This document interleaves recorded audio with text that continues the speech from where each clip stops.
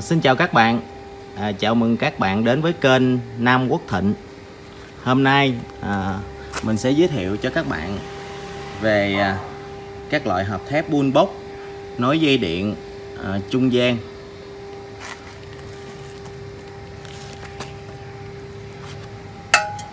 Trên tay tôi đó là hộp Bullbox thép mạ kẽm,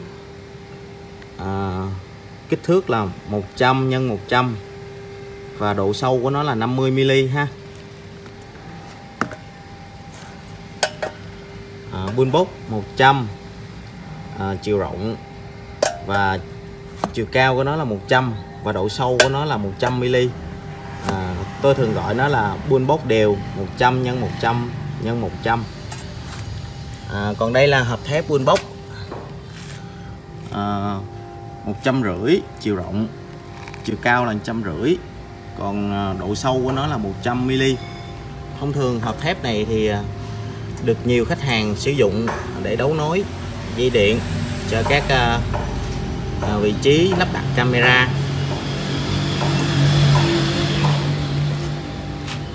Còn đây là hộp Bullbox chiều rộng là 200, là khoảng cách này ha.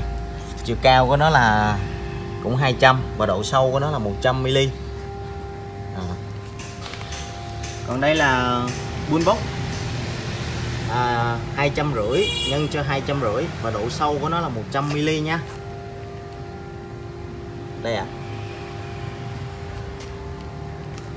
Trên thân nắp là được bắt bằng 4 vít, chúng ta có thể tháo lắp dễ dàng ha.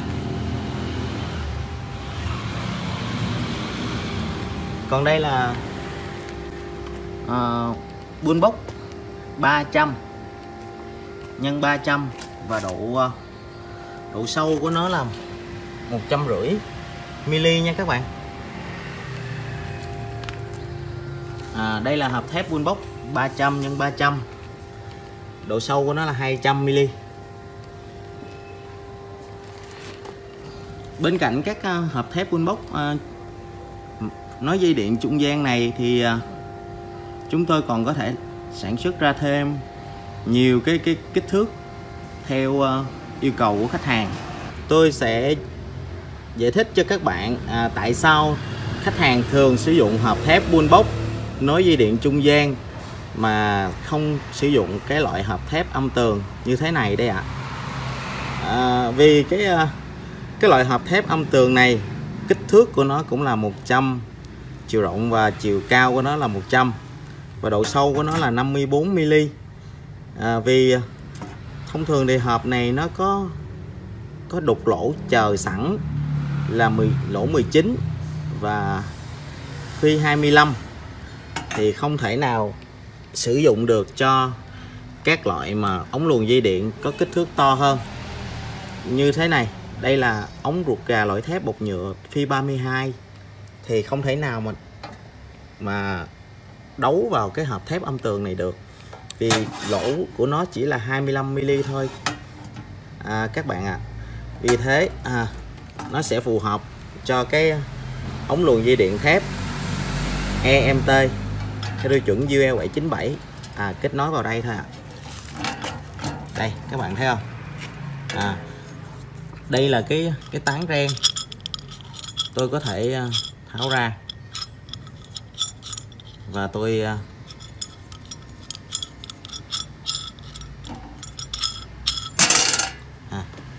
gắn vào đây, và cái tán ren này tôi sẽ kết nối vào đây, là tôi sẽ siết vào đây, siết chặt vào đây là nó sẽ cố định ha.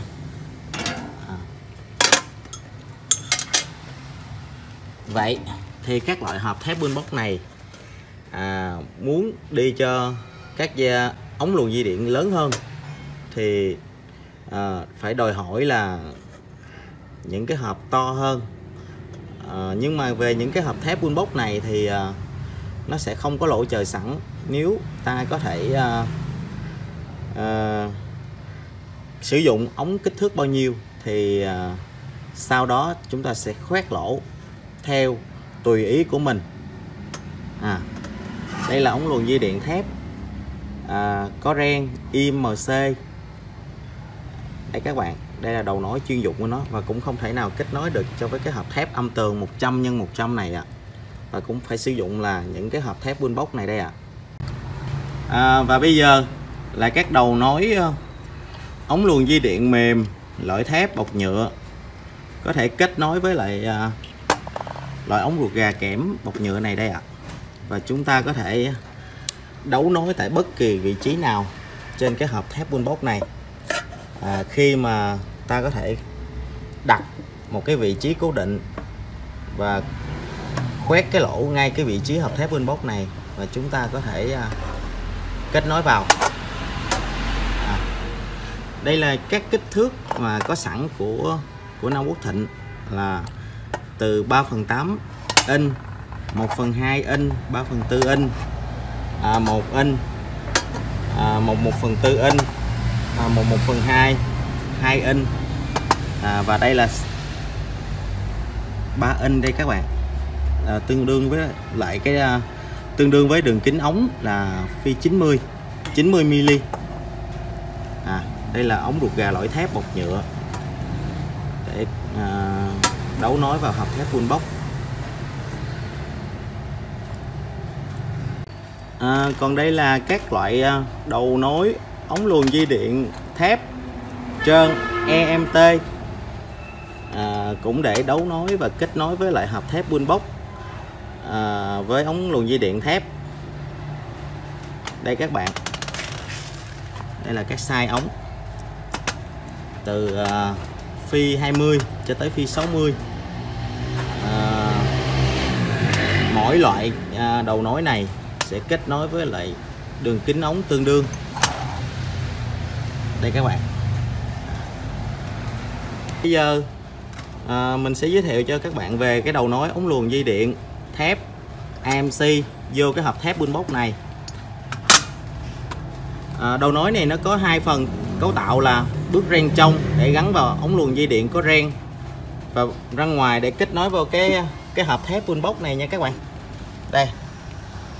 Nếu chúng ta có thể kết nối vị trí nào thì ta có thể xác định tại cái vị trí đó và khoét lỗ để gắn vào ha.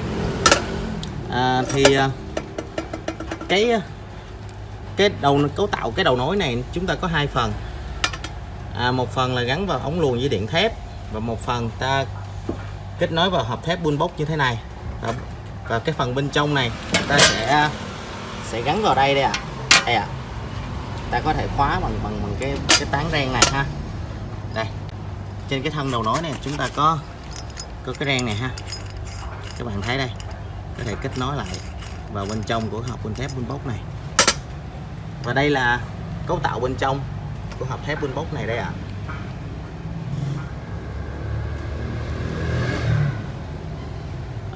Về vật liệu để làm ra cái hộp thép Windbox này là vật liệu là thép mạ kẽm hay ta gọi là tôn tráng kẽm. Vậy là tôi đã giới thiệu cho các bạn về các loại hộp thép Windbox, nối dây điện trung gian và những cái phụ kiện để kết nối với ống luồn dây điện thép và cái hộp thép Windbox này.